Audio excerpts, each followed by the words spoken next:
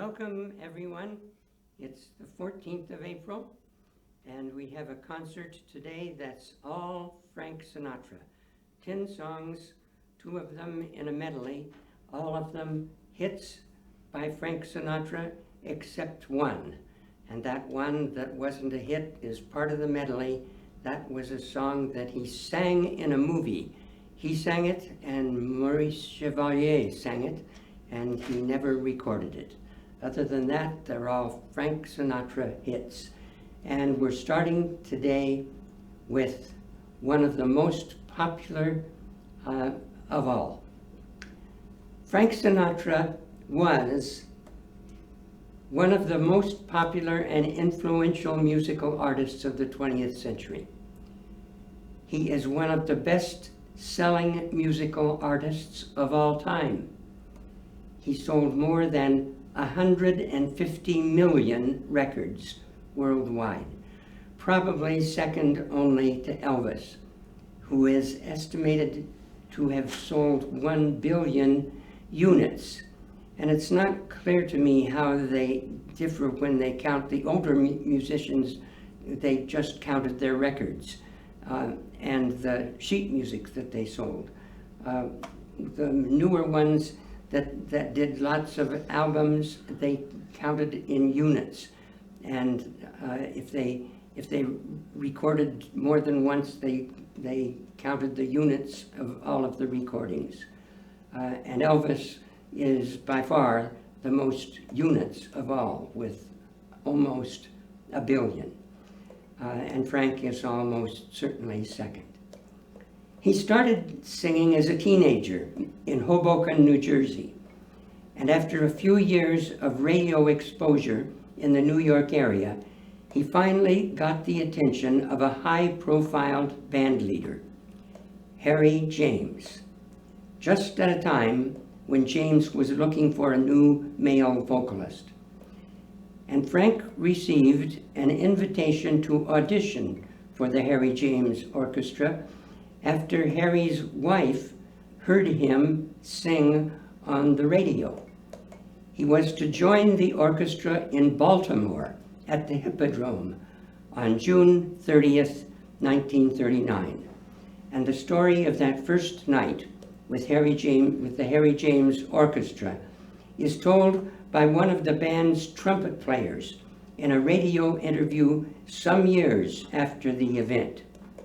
He says in the interview, "We ran through all 3 of the songs that Harry had put on the playlist for Frank to sing, and the audience asked for more.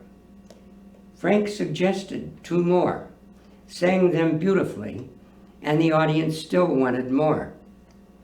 Then Frank said to Harry, can you guys do Sophisticated Lady?" Several of us in the band exchanged knowing looks that essentially were saying, "Good luck, man." That is one of the most difficult songs ever for any vocalist, even the very experienced, to sing. It has a huge range from the lowest to the highest note, and it's filled with unusual intervals and weird chord changes, especially in the bridge, which is a minefield for a vocalist who has to depend on his ear to hit all of the right intervals without losing his way in the melody. And Frank did it, without a flaw, the bridge and all. And that man was the night Frank Sinatra arrived. Harry James immediately offered Frank Sinatra a 2-year contract, paying him $75 a week for 2 years. He recorded 21 songs with the James Orchestra, including several minor hits. All or Nothing at All, recorded twice. Stardust, My Buddy, Moon Love, Melancholy Mood, also recorded twice. And the Neapolitan love song, Cherubim.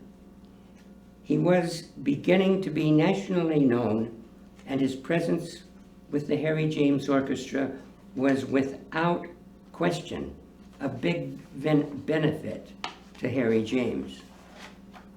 And Frank admired Harry thoroughly, and he thoroughly enjoyed his membership in the orchestra. But he wanted more national exposure, more opportunity to succeed. And others in the music business wanted more of Frank Sinatra. One such person was Tommy Dorsey, an equally good musician as Harry James, a much more successful band leader, a much stricter and even tyrannical band leader, and a very shrewd businessman. He wanted Frank's voice, and Frank wanted to join the bigger, more successful band and get the much broader exposure. Dorsey approached Frank and offered him a much more lucrative contract, $110 a week for 2 years. But Frank had a year and 5 months left in his contract with Harry James. Frank had a talk with Harry. Harry knew he couldn't afford to match what Dorsey was offering. He also knew he couldn't hope to offer the exposure and opportunity Frank would have with the Dorsey organization, and much to his credit, Harry James felt it would be wrong to use the power of the contract to deny Frank the opportunity he would have with the Dorsey organization.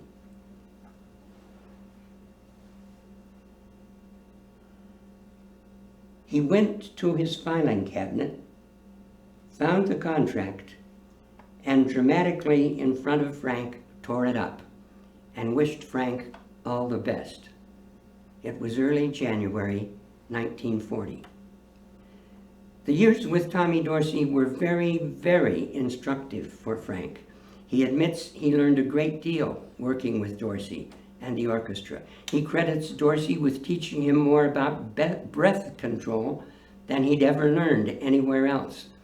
And they produced many excellent recordings, including Night and Day, Once in a While, Stardust with the Pied Pipers, Fools Rush In, I'll Never Smile Again, Imagination, Without a Song, and Polka Dots and Moonbeams. All told, more than 60 recordings in the 3 years and 7 months he was with the Dorsey Band. And we're starting today with one of the very early recordings with Tommy Dorsey, Polka Dots and Moonbeams, a remarkable song composed by Jimmy Van Heusen, who's going to write many more songs for Frank Sinatra, including the famous Come Fly With Me. Lyrics by Johnny Burke, published early in 1940, and it was Frank Sinatra's first hit. It was later covered by many other artists and is now listed in the top 100 most frequently recorded jazz standards, Polka Dots and Moonbeams. Melody written by Jimmy Van Heusen.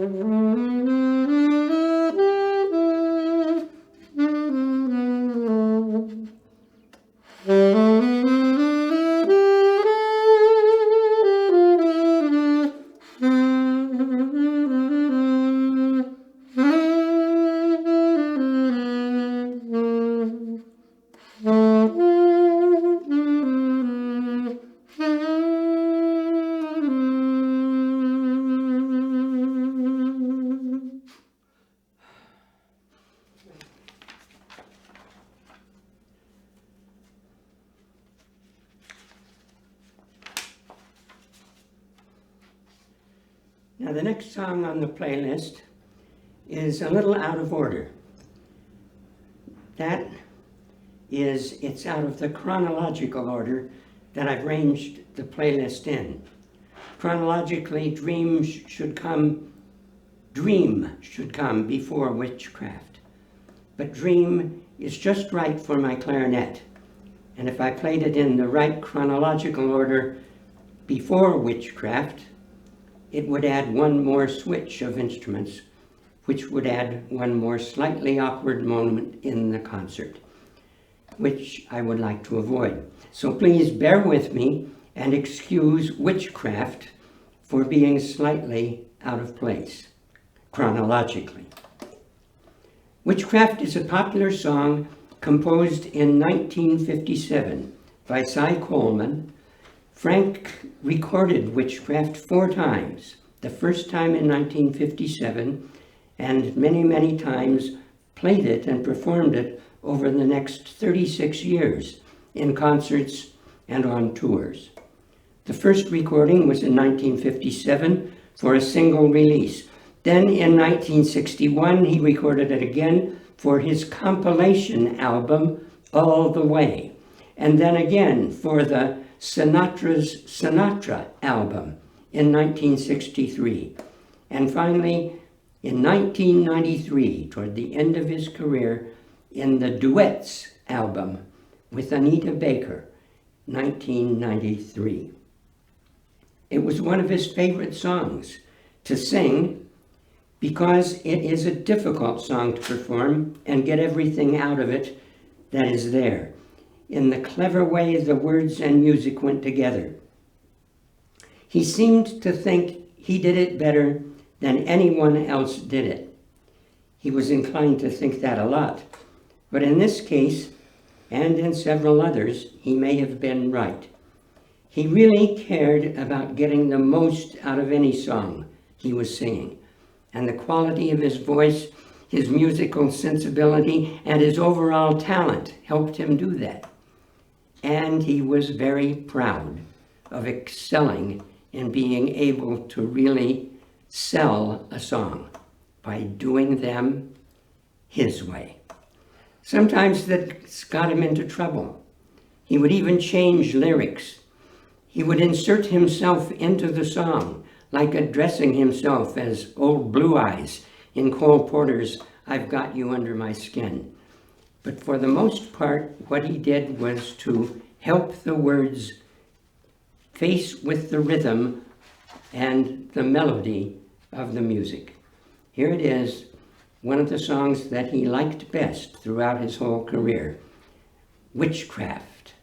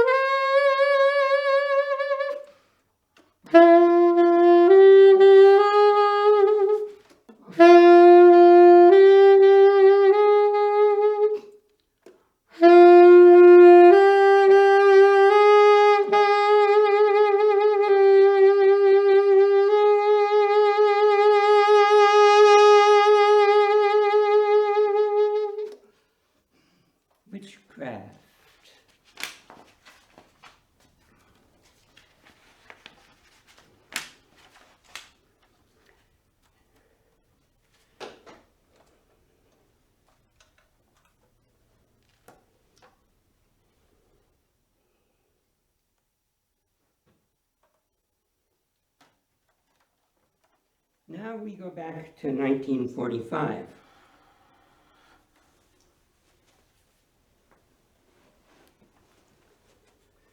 "12 years before he recorded Witchcraft, music critics and historians divide Frank's career into 6 periods. First, the 5 years as a vocalist with the big bands, Harry James and Tommy Dorsey.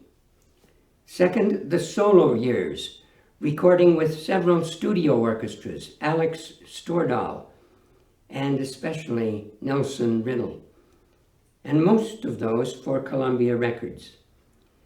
And then 3, the Rat Pack and Las Vegas residency years, mostly the 50s and 60s, and onwards even to the 80s, when he would go back to Vegas for short times and for big performances and big concerts. They would say on the marquee just something like, "Guess who's back?" or "He's here," not even mentioning his name. So the Vegas residency years can extend clear up to the 80s. And then 4, lasting until the early 60s, mostly with Capitol Records.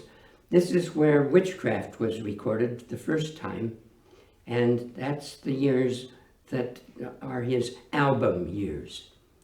And then the reprise years, early 60s to the late 70s, where most of his albums are reprises of great hits that he did in the 50s and 60s. And then finally, the signature and duet years, the late 70s up until 1988. Dream is a jazz and pop standard with words and music written by Johnny Mercer himself, both words and music by Johnny Mercer, written in 1944, in the period that they would call the beginning of Frank Sinatra's solo years with Columbia Records. He originally wrote it as the theme for the Johnny Mercer radio program. Frank recorded it in 1945 with the Alex Stordahl Orchestra and the Ken Lane Singers. And so it had both a big orchestra with strings and a group of concert singers to help him out. And it was in his second year with Columbia Records. It spent 7 weeks on the charts, peaking at number 5. And I'm going to play this on my clarinet. Johnny Mercer's lyrics and music, Dream.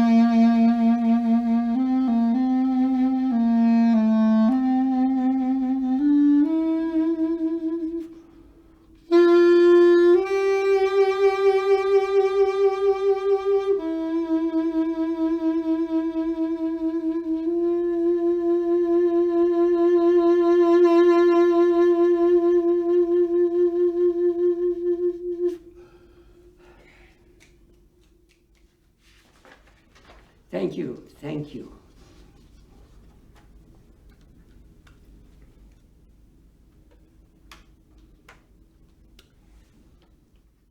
Now, Come Fly With Me was composed in 1957, shortly after Frank recorded Witchcraft.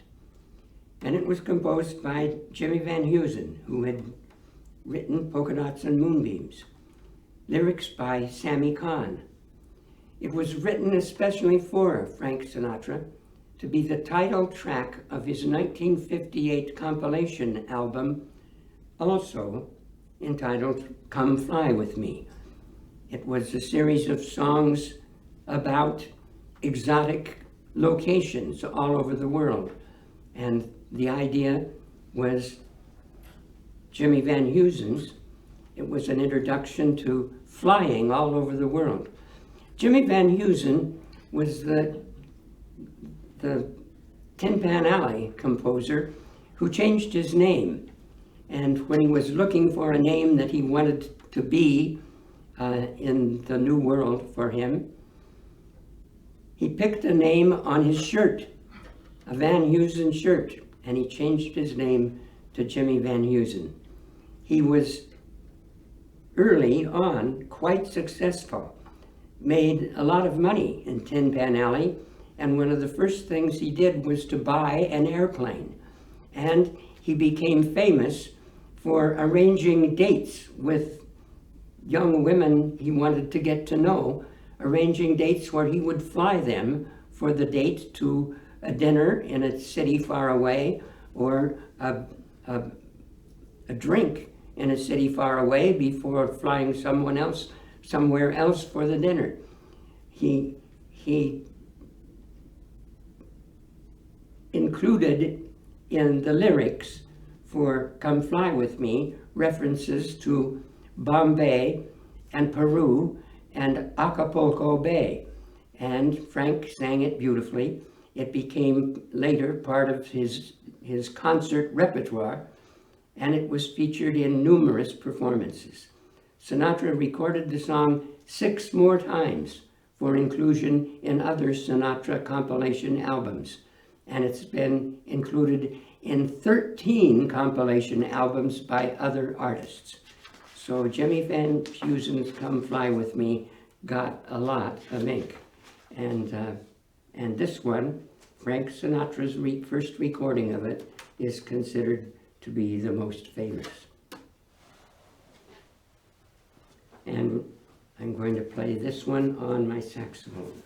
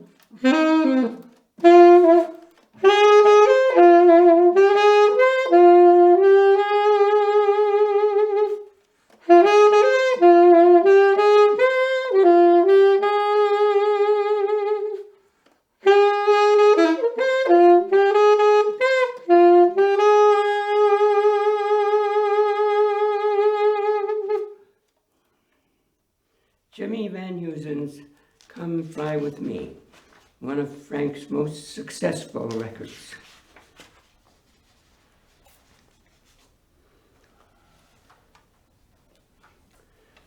Now for the Paris medley. Paris was not one of Frank's favorite cities. There was, of course, New York, and there was Chicago, my kind of town. There may have been other cities that he liked a lot, and it wasn't that he didn't like Paris, but it certainly wasn't among his favorites. I'm putting together a medley of two beautiful songs about Paris that he did sing. The first one is I Love Paris, from Can Can, written by Cole Porter. And the second one in the medley is The Last Time I Saw Paris, and that was written as the Nazi armies were headed for Paris, and two musicians wanted to make a farewell to Paris, and a song that would hope that whatever happened in Paris, they wouldn't change it very much, at least, from the last time they saw it. Many recorded The Last Time I Saw Paris, and it was in a movie where Frank Sinatra sang it once, and the second time it was sung by Maurice Chevalier. Here is the Paris medley. I Love Paris, and The Last Time I Saw Paris.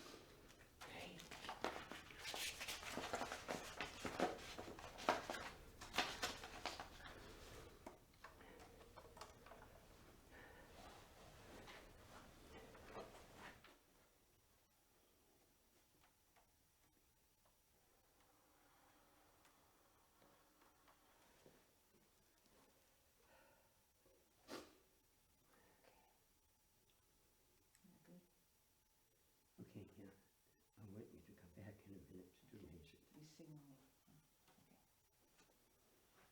Excuse me.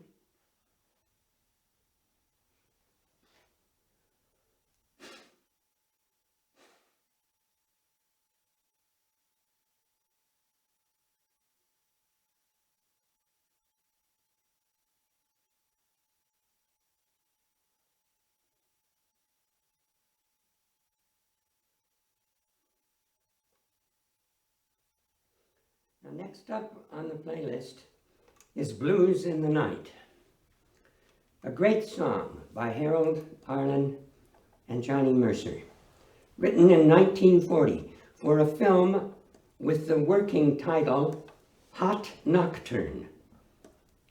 Frank loved the song and performed it many times in concerts, especially in the Vegas Rat Pack years.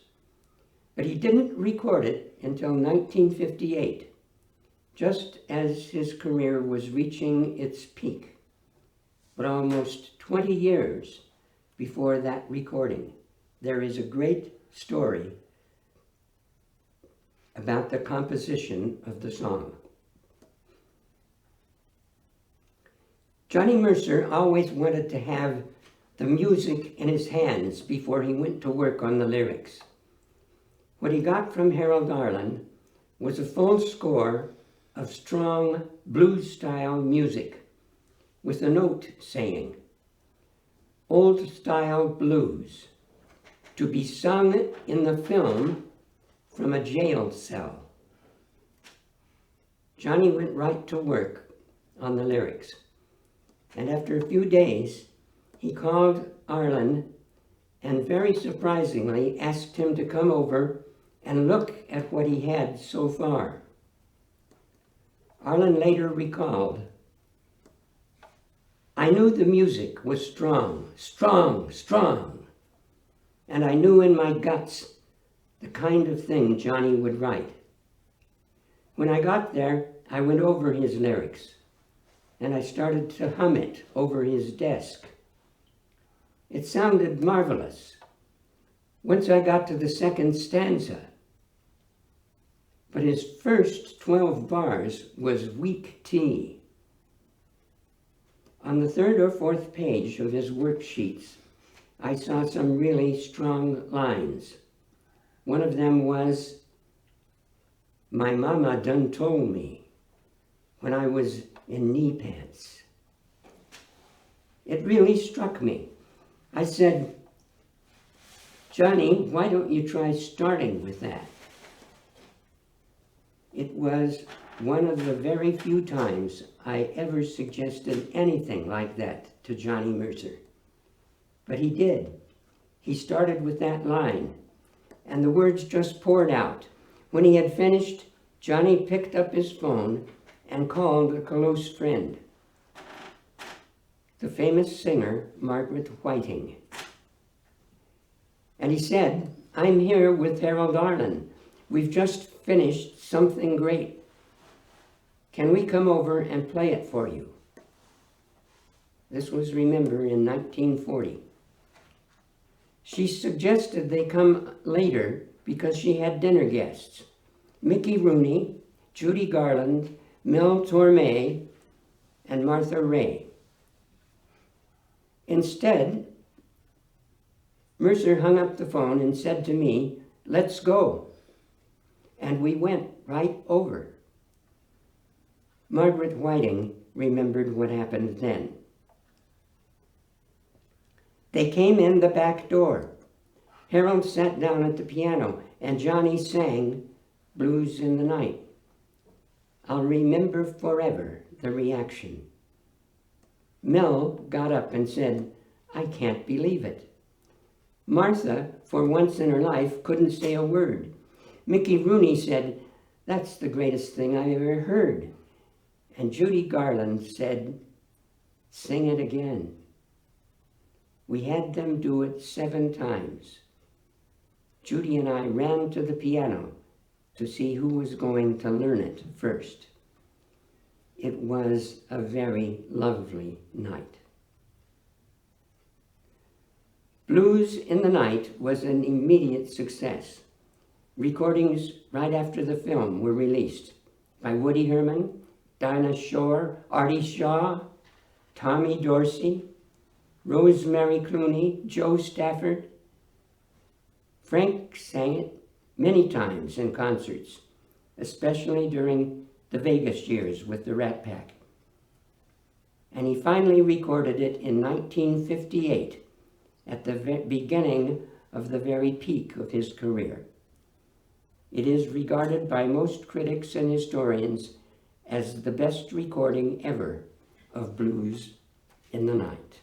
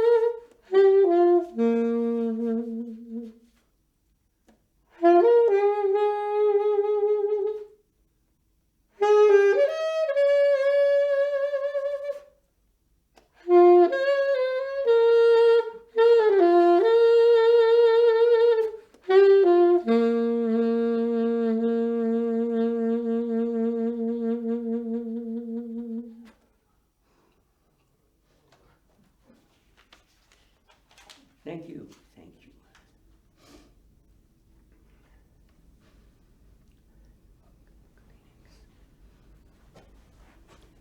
Kleenex, please.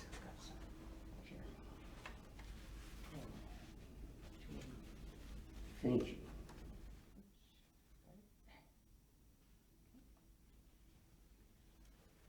Excuse me.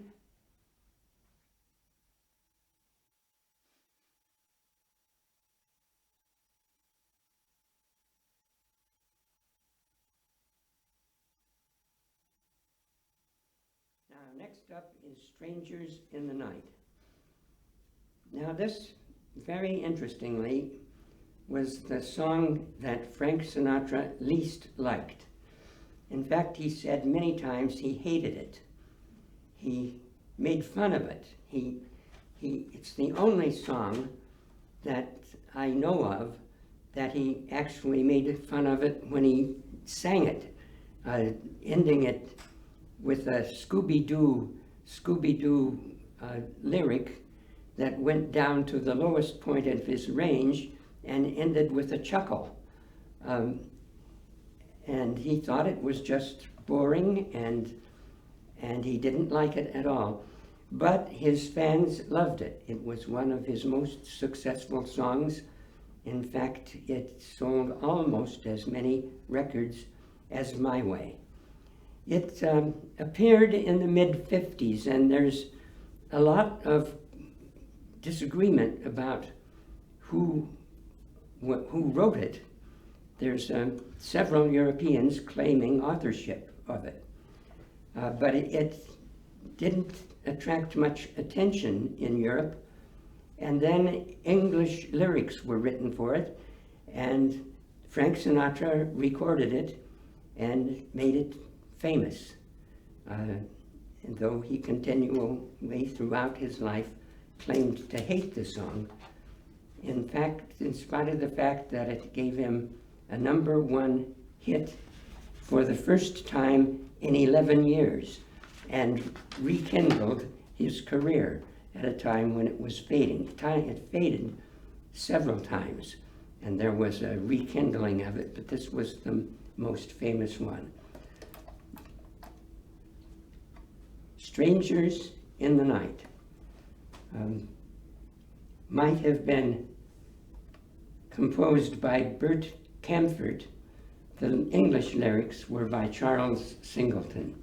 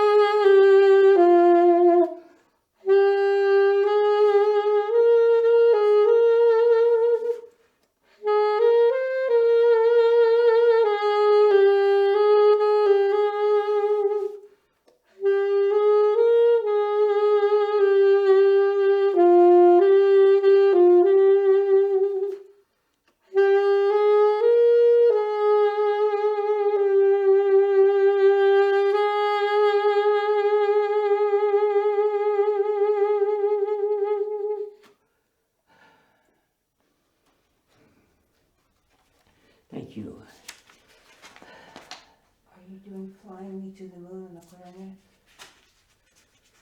Yes. Down. Now? Okay.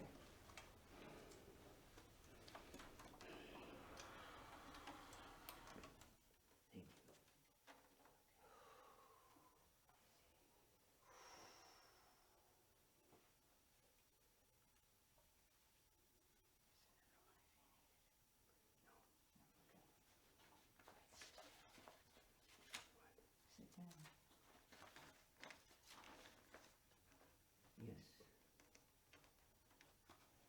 Yes.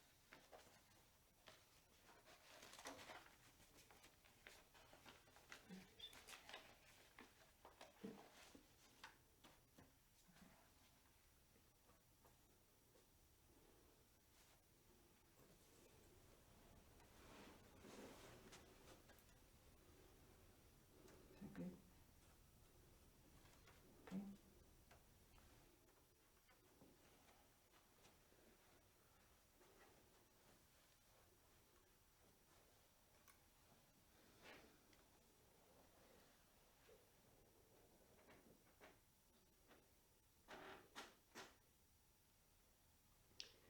Fly Me to the Moon is a song written in 1951 by Bart Howard. It was first sung by Felicia Sanders at the Blue Angel Club in Manhattan, where the composer, Bart Howard, became the MC and the accompanist. Kay Ballard heard it, got the rights to record it, and made the first recording of the song in 1954.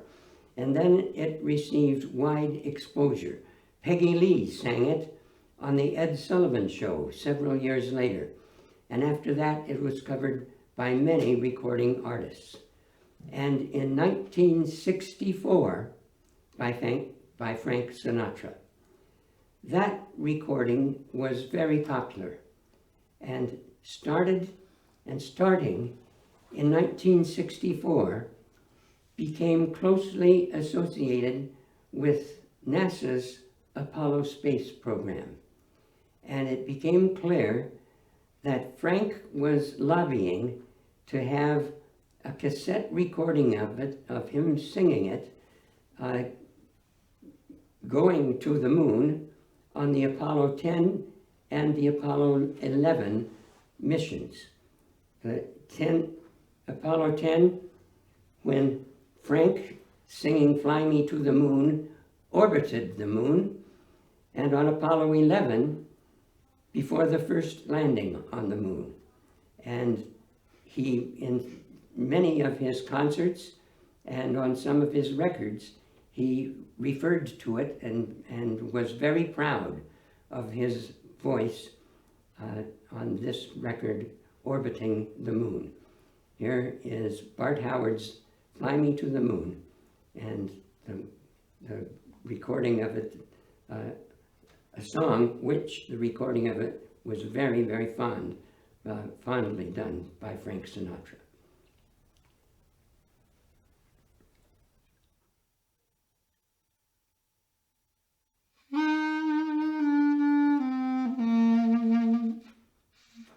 Sorry.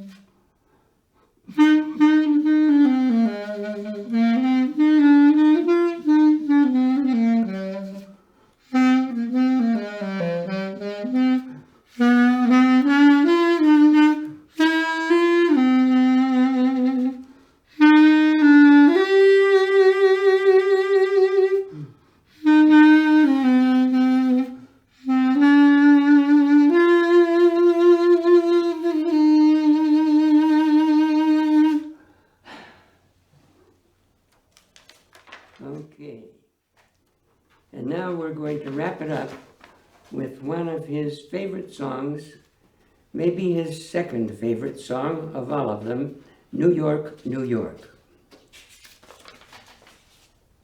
I want to wake up in a city that doesn't sleep, where I'm king of the hill and top of the heap.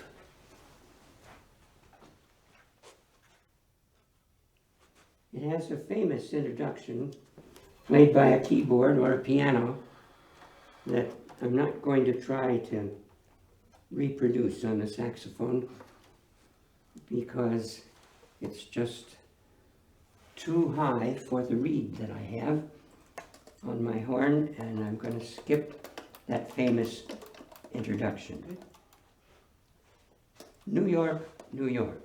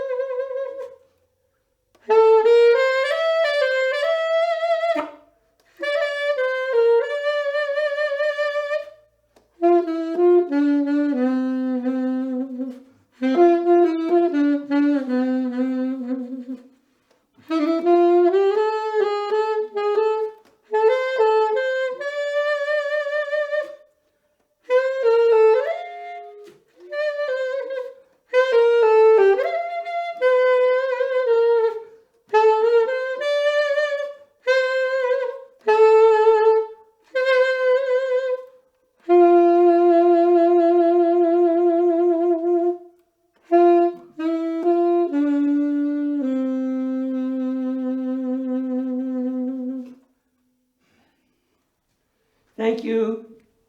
Thank you for being with me, and I'll look to see you in 2 weeks.